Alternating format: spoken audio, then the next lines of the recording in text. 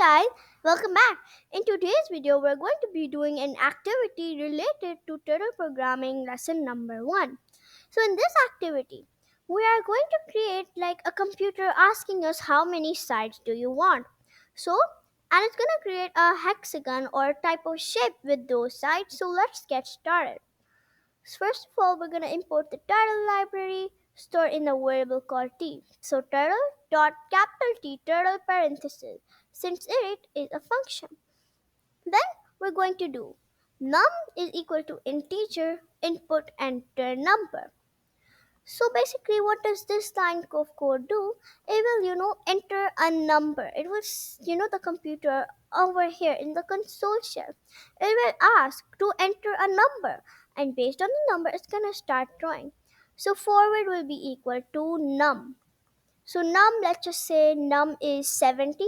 So it will go forward 70, left 70, forward 70, left 70, and just like that. So let's test it out. We're going to click on run over here, and it is going to ask us enter the number. I'm going to go ahead and write 60, and it is drawn a pentagon or hexagon.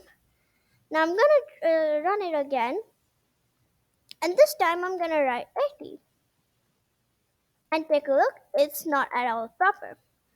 You can do it with 100 maybe. So there's 1, 2, 3, 4, 5, 6. Six sides basically, but it depends on the way you're going. Like if it's 100, then it might go curvy. And I say that 60 is the best one. So I'm gonna write 60 again, and uh, let's just run it again.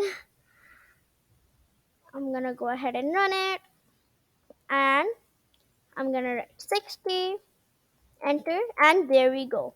So guys, thank you so much for watching this video. Remember to watch my other video too, which is about how to make a house in Python. I'll see you then. Bye guys.